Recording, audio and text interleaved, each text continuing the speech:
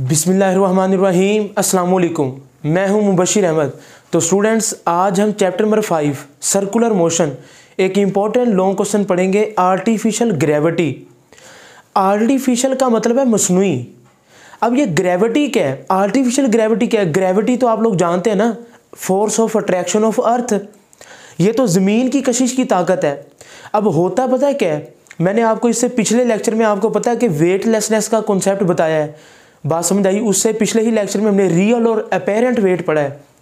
तो अगर आपने वेटलेसनेस का कॉन्सेप्ट समझा है तो फिर आपको ये बात समझ आ रही होगी कि जब एस्ट्रोनॉट्स जब खलाबाज खला के अंदर जाते हैं ना, तो वहाँ पर ग्रेविटी होती है। अगर आप इसका कॉन्सेप्ट समझना चाहते हैं ना वेटलेसनेस का, तो आप इससे पिछले वाला लेक्चर ज़रूर सुन के हैं। क्योंकि अक्सर बच्चों से जब सवाल होता है ना बेटा कि बेटा आप हमें बताएं कि जो खलाबाज खला के अंदर जाते हैं, सही है, तो आप बताएं कि उधर उनका वेट क्यों नहीं होता? तो बच्चे जवाब देते सर उधर ग्रेविटी नहीं होती। हालांकि ये बात तो गलत है, ग्रेविटी होती है। ग्रेविटी के होने के बावजूद जो सैटेलाइट के अंदर चीज़ें हैं, जो उनके अंदर साइंटिस्ट हैं, एस्ट्रोनॉट्स हैं, उनको ग्रेविटी फील क्यों नहीं होती? क्योंकि वो फ्री फॉल मूव कर रहे होते हैं। बहरहाल ये मैंने लेक्चर पिछले ही लेक्चर में वेटलेसनेस में बड़ी डिटेल में समझाया है, तो आई होप कि आप वो लेक्चर सुन के आए हैं। तो आर्टिफिशियल ग्रेविटी से मुराद ये है कि जब एस्ट्रोनॉट्स सैटेलाइट के अंदर होते हैं तो उनको ग्रेविटी फील नहीं होती, क्योंकि वो सैटेलाइट फ्री फॉल मूव कर रहा है। तो this condition is called weightlessness. तो बेटा ये वक्ती तौर पर तो बंदे को बड़ा अच्छा लगता है कि यार चीज़ें खला में उड़ रही हैं, बंदा ज़मीन के ऊपर उस सैटेलाइट के अंदर पाँव रख नहीं पा रहा, हवा में उड़ रहा है। शायद आपने मूवीज़ में कहीं देखा हो। लेकिन अगर ये काम लंबे अरसे तक चलता रहे, या आपकी बुक में थ्योरी में लिखता है कि इट इज़ अ डिफ़िकल्ट, यानी कि ये बहुत मुश्किल काम है अगर साइंसदान लंबे अरसे के लिए ये काम करते रहे, क्योंकि हो सकता है फिर उन्हें हार्ट के प्रॉब्लम हो जाए, क्योंकि हमारी बॉडी इस चीज़ की आदी नहीं होती। क्योंकि हम तो ज़मीन पर रहते हैं ना, तो वहाँ पर तो ग्रेविटी है। लेकिन जाहिर बात है जब साइंसदानों ने, एस्ट्रोनॉट्स ने खला में काम करना है तो उनको ग्रेविटी तो चाहिए। आप मेरी बात समझ आ रही है कि नहीं? ग्रेविटी तो चाहिए। अब वहाँ पर तो फ्री फॉल मोशन है, वहाँ पर फिर हम आर्टिफिशियल ग्रेविटी को क्रिएट करेंगे। और वो कैसे क्रिएट करेंगे मैं आपको थोड़ा सा प्रैक्टिकल भी आज करके दिखाऊंगा। तो आइए स्टार्ट करते हैं। अच्छा, आर्टिफिशियल ग्रेविटी से मुराद ये नहीं है मसनूई ग्रेविटी कि हम ग्रेविटी पैदा कर रहे हैं। ये कोई आसान काम नहीं है। अक्सर बच्चे को जहन में ये भी एक गलत ख्याल बैठ जाता है। बेटा आर्टिफिशियल ग्रेविटी का मतलब ये बिल्कुल भी नहीं है कि आप ग्रेविटी पैदा कर रहे हैं। इतनी तो इंसान में ताकत ही नहीं है कि वो ग्रेविटी को क्रिएट कर सके। ये कोई फोर्स है जो आर्टिफिशियल ग्रेविटी के तौर पर एक्ट करती है, यानी कि उस जैसा काम करती है, वरना ग्रेविटी को क्रिएट करना बड़ा मुश्किल काम है। तो आइए ज़रा इस चीज़ को डेप्थ में समझते हैं, ये असल में है क्या। तो आर्टिफिशियल का मतलब है मसनूई। Gravity is a force of attraction of earth. अब इसकी पहले तो आप डेफिनेशन लिखें। आर्टिफिशियल ग्रेविटी ये ग्रेविटी नहीं है, it is a gravity like, उस तरह है। ये बड़ा इंपॉर्टेंट पॉइंट है। तो उसकी डेफिनेशन बेटा क्या आ जाएगी? Artificial gravity it is a gravity like effect. It is a gravity like effect produced in an orbiting satellite. It is a gravity like effect produced in an orbiting satellite by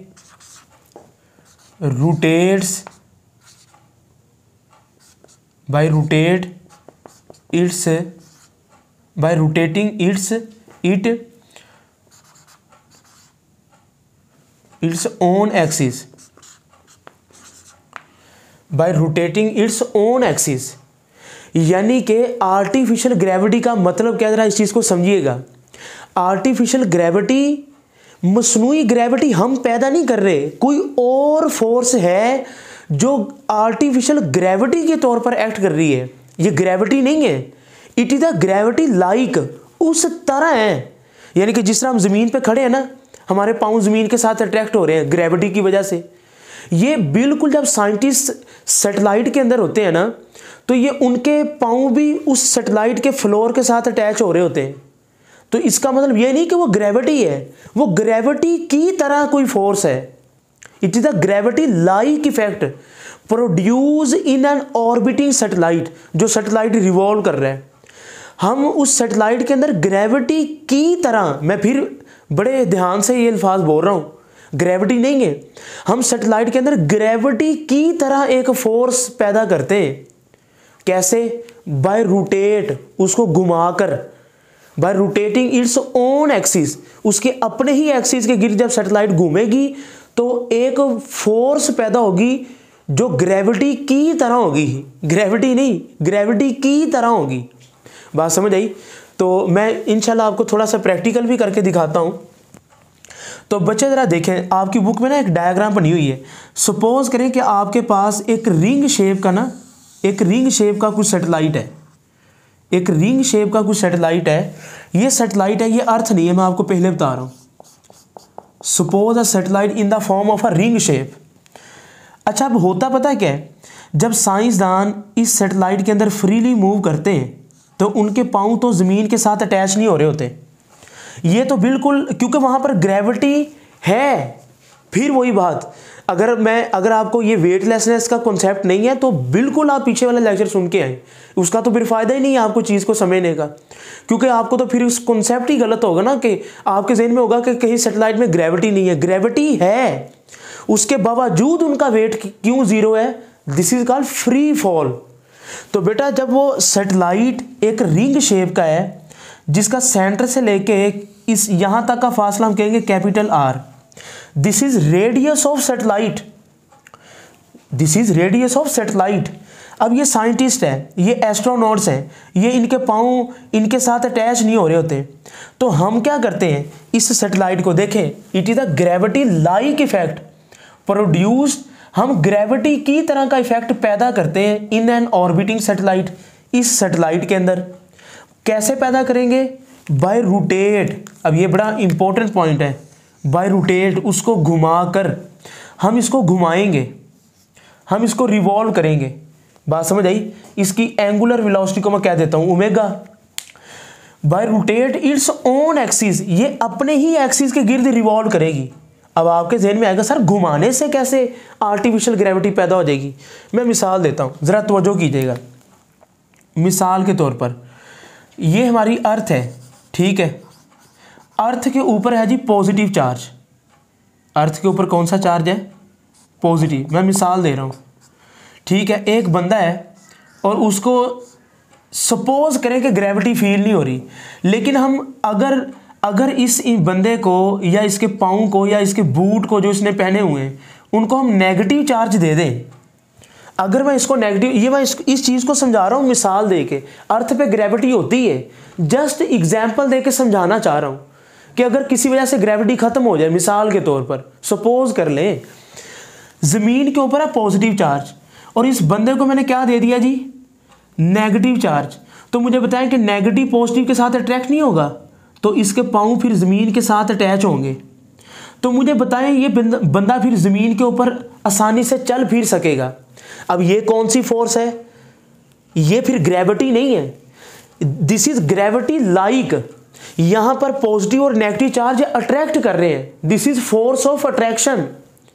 electrostatic force of attraction is act like a gravity, is act like a gravitational force. Gravity नहीं है ये कोई force है। देखें, मैंने पहले कहा gravity को पैदा करना कोई इतना भी आसान नहीं है जितना आपने समझ ली है। मसनूई ग्रेविटी हम पैदा नहीं कर रहे, हम कोई ऐसी फोर्स पैदा कर रहे हैं जो उसी तरह काम करती है जिस तरह ग्रेविटी काम करती है। जिस तरह इधर है ना electrostatic force act like a gravitational force, बिल्कुल इस तरह जब ये सैटेलाइट अपने ही एक्सिस के गिर्द घूमेगा, तो जब घूमने से आपको पता है ना सेंटर की तरफ कौन सी फोर्स होती है? Centripetal force. Centripetal force is towards the centre of circle, और एक्शन का रिएक्शन होता है, तो सेंट्रीफ्यूगल फोर्स किधर होगी, अवे फ्रॉम द सर्कल। तो जब मैं इस सैटेलाइट को घुमाता हूं इसी के एक्सिस के गिर्द, तो इस सैटेलाइट के अंदर मौजूद जो एस्ट्रोनॉट्स हैं, जो खलाबाज हैं, वो इसके घूमने से इसके अंदर एक तो फोर्स पैदा होती है सेंट्रीपिटल फोर्स, लेकिन away from the centre of circle एक फोर्स पैदा होती है जिसको हम कहते हैं सेंट्रीफ्यूगल फोर्स। तो ये फिर बंदे ऐसा ऐसा ऐसा ऐसा नीचे आने से इनके जो पाँव होते हैं ना वो सैटेलाइट के फ्लोर के साथ अटैच हो जाते हैं। इनके पाँव जैसे जैसे ये घूमता रहता है ना, तो घूमने की वजह से सेंट्रीफ्यूगल फोर्स की वजह से सर्कल के सेंटर की तरफ सेंट्रीपिटल फोर्स एक्शन और रिएक्शन क्या, centrifugal force.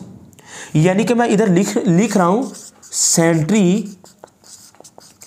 Centrifugal force is act like a gravitational force. Centrifugal force is act like a gravitational force. मेरी बात आप समझ आ रही है? जब मैं इस सैटेलाइट को घुमाता हूं ना, तो घुमाने से एक्शन क्या है, सेंट्रीपिटल फोर्स, और उसका रिएक्शन क्या है, सेंट्रीफ्यूगल। तो अब जब इस साइंटिस्ट के पाँव सैटेलाइट के फ्लोर के साथ अटैच हो रहे हैं, तो इनको ऐसा ही महसूस होगा जिस तरह ज़मीन पे हम चलते हैं, तो इनको ग्रेविटी फील होगी। अब ये ग्रेविटी नहीं है, ग्रेविटी लाइक है, उस तरह है। It is a gravity like effect, उस तरह है, ग्रेविटी नहीं है। मिसाल के तौर पर ये जरा देखें, आपको ये बोतल में पानी नज़र आ रहा है ना, पानी नज़र। अगर मैं इसको आराम से, अब मैं समझाना ये चाह रहा हूँ कि by gravity like effect produce in an orbiting satellite by rotate its own axis, के रोटेट करने से ग्रेविटी कैसे पैदा होती है। देखिए मैं आपसे सवाल करता हूँ कि अगर मैं इस बोतल को घुमाऊँ तो क्या पानी नीचे आएगा? बिल्कुल आ जाएगा। मैं ऐसा कर सकता हूं कि पानी नीचे आई ना, इसको मैं घुमाऊं भी और पानी नीचे भी ना आए। ये पानी इसकी बेस के साथ अटैच रहे, पानी इसकी बेस के साथ ही अटैच रहे, इधर पानी नीचे ना आए इसको घुमाने से। ऐसा पॉसिबल है? बिल्कुल है। कैसे? आप देखें जरा, आपने घर में ये एक्सपेरिमेंट किया भी होगा। आप बाल्टी में पानी ले लें, आप उसको आराम से नहीं, तेजी से घुमाएं, इस तरह आप उसको तेजी से घुमाएं, तो आप देखते हैं जैसे ही आप इसको तेजी से घुमाते हैं, तो अब सेंटर की तरफ कौन सी फोर्स है? Centripetal force. अब कौन सी ऐसी फोर्स है जो पानी को जब मैं तेजी से घुमाता हूं इस तरह नीचे नहीं आने देती, इस तरह नीचे नहीं आने देती। जब मैं इसको तेजी से घुमाता हूं तो ये पानी, आप घर में भी एक्सपेरिमेंट करके देख लें और कमेंट सेक्शन में जरूर बताएं। यानी कि आप कोई बर्तन लें और उसके अंदर पानी डालें और उसको तेजी से यूं घुमाएं, आप देखेंगे कि पानी नीचे नहीं गिरेगा। वो कौन सी ऐसी फोर्स है जो पानी को नीचे नहीं गिरने देती? This force is a centrifugal force. Centripetal नहीं, सेंट्रीपिटल एक्शन है और उसका रिएक्शन है। जब मैं इसको घुमाता हूं ना, तो centrifugal force away from the centre of circle, तो एक फोर्स है जो उसके अवे मूव कर रही है, अवे लग रही है, जो उसको नीचे नहीं आने देती। ऐसे है ना, ऐसे, तो वो नीचे नहीं आ रहा। तो मैंने आपको फिर ग्रेविटी पैदा करके दिखा दी आपको बोतल के अंदर कि इस तरह होता है कि सैटेलाइट के घूमने से ना, घूमने से, रोटेट करने से, ये जैसे जैसे रोटेट करता है सेंट्रीफ्यूगल फोर्स की वजह से इनके पाँव ज़मीन के साथ आके अटैच होते हैं। और आपको पता है ना कि सेंट्रीफ्यूगल फोर्स का फार्मूला वही होता है जो सेंट्रीपिटल का है। सेंट्रीफ्यूगल फोर्स का कोई अलग फार्मूला नहीं है। और सेंट्रीपिटल फोर्स के लिए हमें सेंट्रीपिटल एक्सेलरेशन को पढ़ना ज़रूरी है। तो आइए फिर इसका प्रूफ स्टार्ट करते हैं हम कि हम सेंट्रीपिटल फ्रीक्वेंसी, सेंट्रीपिटल एक्सेलरेशन का फार्मूला यूज़ करते हुए, अब हमने ये तो पढ़ लिया कि इसको घुमाने से सेंट्रीफ्यूगल फोर्स पैदा होगी। और भाई घुमाना है, कितनी फ्रीक्वेंसी के साथ घुमाना है, वही तो हम कैलकुलेट करने जा रहे हैं। तो बेटा ये आपने फार्मूला पढ़ा होगा, a c is equal to v square over r. A c is equal to centripetal acceleration, centripetal acceleration is equal to v square over r. याद रखें, उधर हमने पढ़ा था स्मॉल आर, सर्कल का रेडियस। इधर कैपिटल आर से अक्सर बच्चे गलत मतलब समझते हैं। कैपिटल आर से मुराद ये नहीं है कि ये जमीन का रेडियस है, नहीं नहीं नहीं। This R is the radius of orbiting satellite.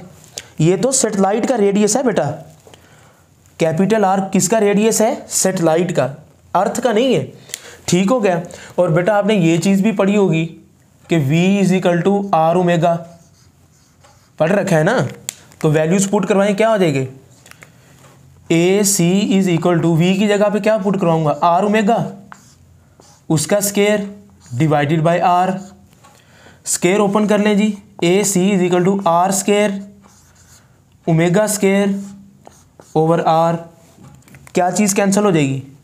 एक आर से एक आर कैंसिल, तो फिर बाकी क्या बच गया? A c is equal to r omega square, a c is equal to r omega square. R क्या है? Radius of satellite. ओमेगा क्या है? इसकी एंगुलर वेलोसिटी। ठीक हो गया। अब बच्चे आपने ये चीज़ पढ़ी है ना, मैं आपको रेफरेंस कोड कर देता हूँ कि ओमेगा किसके इक्वल होता है? Omega is equal to delta theta over delta t. आपने पढ़ा होगा चैप्टर नंबर 5। इसी चैप्टर के अंदर rate of change of angular displacement is called angular velocity. ये तो आपने पढ़ा हुआ है। ठीक है। तो अब इसने जब एक चक्कर काटा है, इस सैटेलाइट ने जब एक चक्कर काटा है, तो इसने कितना एंगल तय किया जी? 2 पाई। इसने कितना एंगल तय किया है? 2 पाई ओवर स्मॉल टी की जगह पे मैं क्या लिखूंगा?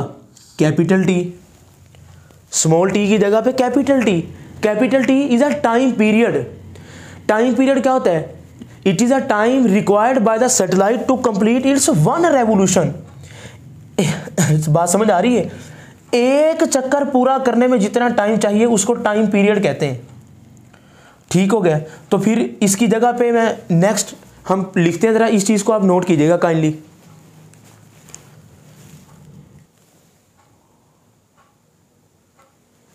तो जी बेटा ओमेगा की वैल्यू आपको पता चलेगी डेल्टा थीटा और डेल्टा टी। थीटा की जगह पे क्या आ जाएगा? 2 पाई, स्मॉल टी की जगह पे कैपिटल टी। तो फिर क्या लिखेंगे हम? A c is equal to r radius of satellite, omega की जगह पे 2 पाई ओवर कैपिटल टी का स्केयर आ जाएगा ना, ओमेगा का स्केयर है ना। तो फिर इधर नेक्स्ट स्टेप हम आगे ले चलते हैं। तो क्या आ जाएगा? A c is equal to r square open कर लें जी, क्या आएगा? 4, 2 का स्केयर 4, पाई का पाई स्केयर और टी का टी स्केयर आ जाएगा। ठीक हो गया। 4 पाई स्केयर टी स्केयर, मैंने स्केयर ओपन किया है। और अब आपने ये चीज़ भी पढ़ रखी होगी कि F is equal to 1 over t. पढ़ा है ना आपने? F is equal to 1 over t. Reciprocal of time period is called a frequency. तो ये 1 ओवर टी की जगह पे मैं F लिख सकता हूं। तो ए सी की जगह पे मैं क्या लिखूंगा? जी। ए सी की जगह पे क्या लिखूंगा? G. This is called gravitational acceleration. G, a c की जगह पे जी आ जाएगा। ठीक है, मैं इधर लिख देता हूं। ए सी की जगह पे क्या आ जाएगा? जी। ठीक है, ए सी की जगह पे जी आ गया। R 4 pi square 1 over t है ना, तो एफ आ जाएगा। अब टी स्केयर है तो इधर एफ का स्केयर आएगा। ठीक हो गया। अब एफ स्केयर को आप अलग कर लें। F square is equal to, इधर देखें एफ स्केयर है ना, तो ये जो 4 पाई स्केयर आर, ये जो 3 चीज़ें हैं, यानी कि एफ स्केयर, मैं साथ में इसको रीअरेंज भी कर रहा हूँ। बात समझ आई? तो ये जो मल्टीप्लायर है नीचे आके डिवाइड हो जाएगा। तो इसको हम कैसे लिखेंगे? जी ओवर आर 4 पाई स्केयर। ये स्टेप आप बच्चों को समझ आया? मैंने क्या किया है? जी है ना, जी आर 4 पाई स्केयर मल्टीप्लाई और नीचे जाके डिवाइड हो जाएगा। और एफ स्केयर बचना था तो मैंने साथ में लेफ्ट और राइट को चेंज भी कर दिया है। तो इसको मजीद रीअरेंज करने जी। F square is equal to 1 over 4 pi square into g over r, इस तरह लिख सकते हैं। यानी कि 1 ओवर 4 पाई स्केयर को मैंने अलग कर दिया, जी ओवर आर को अलग कर दिया। स्केयर खत्म करने के लिए क्या करेंगे? Taking square root on both side, दोनों तरफ आपको स्केयर रूट लेना पड़ेगा। तो क्या आ जाएगा जी? एफ इज इक्वल टू 1 का अंडर रूट तो 1 नहीं आ जाएगा, 4 का अंडर रूट 2, पाई स्केयर का पाई आ जाएगा और ये सारा अंडर रूट आ जाएगा g over r. This is your final formula, f is equal to 1/2 pi under root g over r. ये MCQs के लिए भी इंपॉर्टेंट है, इसको नोट कर ले। एफ इज इक्वल टू 1, ये तो कॉन्स्टेंट है, 2 ये भी कॉन्स्टेंट, पाई क्या है 3.14 और जी भी कॉन्स्टेंट है 9.8। तो फ्रीक्वेंसी डिपेंड करती है रेडियस ऑफ सैटेलाइट के ऊपर। बात समझ आई कि नहीं? जितना रेडियस ऑफ सैटेलाइट कम होगा फ्रीक्वेंसी उतनी ज्यादा होगी, यानी कि कुछ सैटेलाइट छोटे होंगे कुछ बड़े होंगे। जितना सैटेलाइट का साइज कम होगा, रेडियस कम होगा, फ्रीक्वेंसी ज्यादा, यानी कि वो ज्यादा तेजी से घूमेगा। और जितना ज्यादा तेजी से, फ्रीक्वेंसी क्या है, number of cycles completed in one second. एक सेकंड में एक बॉडी कितने चक्कर लगाता है। अगर आपका सैटेलाइट, हम इनकी वैल्यू, ये आर क्या है, देखे ना, आर है रेडियस ऑफ सैटेलाइट। अगर हमें सैटेलाइट का रेडियस पता चल जाए और हम इसकी वैल्यू पुट करवा के फ्रीक्वेंसी की वैल्यू निकाल लेंगे। मिसाल के तौर पर ये आती है 100 हर्ट्ज, फ्रीक्वेंसी का यूनिट हर्ट्ज है ना, अगर एफ का यूनिट हर्ट्ज है ना बच्चे, तो अगर आपको पेपरों में आ जाए कि 1/2 pi under root g over r, इसका यूनिट क्या है, तो ये भी हर्ट्ज ही होगा, क्योंकि लेफ्ट हैंड साइड और राइट हैंड साइड बराबर होते हैं ना। बात समझ आई?